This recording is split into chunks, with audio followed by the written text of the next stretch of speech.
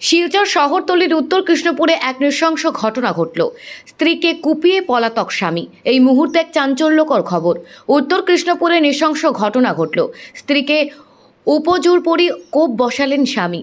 শুক্রবার রাত 10:30 নাগাদ ঘটনাটি সংঘটিত হয়। সূত্রে জানা যায়, স্বামী স্ত্রীর মধ্যে কয়েকদিন ধরে ঝগড়া চলছিল। ঝগড়ার রেশে শুক্রবার রাতেই জঘন্য কাণ্ডটি ঘটালেন শিলচর পলিটেকনিকের প্রশিক্ষক আফজালুর রহমান। তিনি মূলত ধুবড়ী জেলার বাসিন্দা।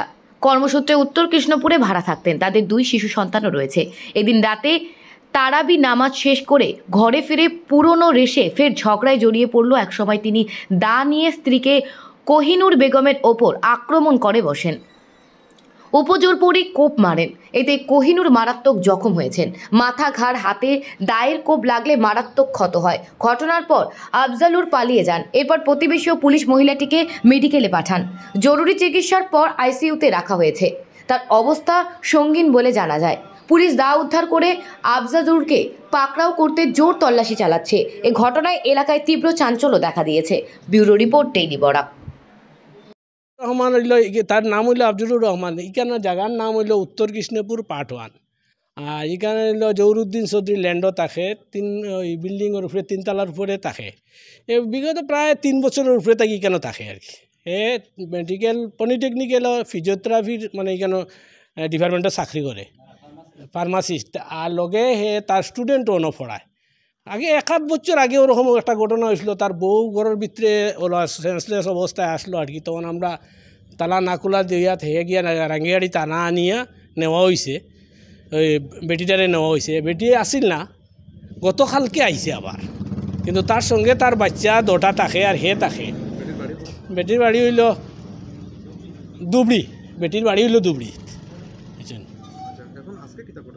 আজকে তো আমরা ফোন পাইছি যে হে খাটি লেছে, শুনিয়া তো দৌড়াইয়া আইসি। আবার পরে দেখছি তার বেটি সেন্স অবস্থায় আসিল, কিন্তু ওই ইকানোর মাঝে একটা সেদ আছে আর এই কোনির মাঝে আছে, মাথার মধ্যেও আছে। এবং আমরা থানা ফোন করছি, থানা আইসি।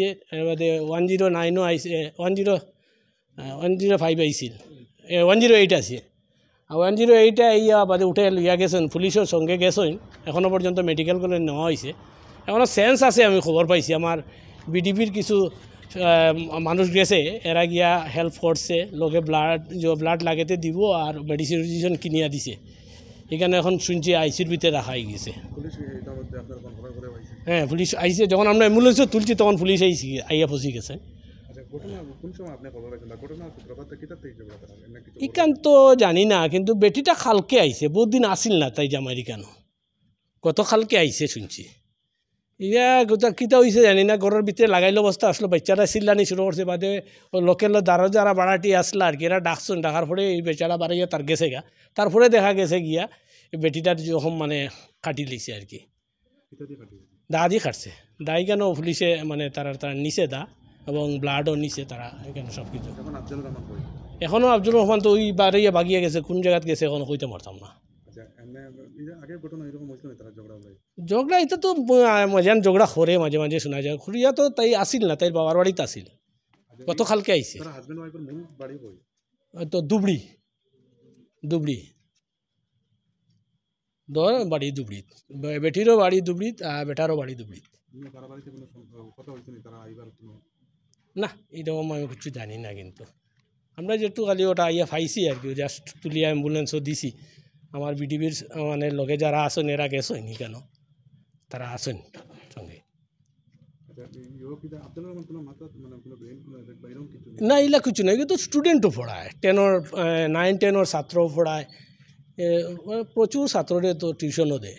বাচ্চা তো তার লোকে তখন বড়টা মেয়েও আর ছেলে 2টাও তখন।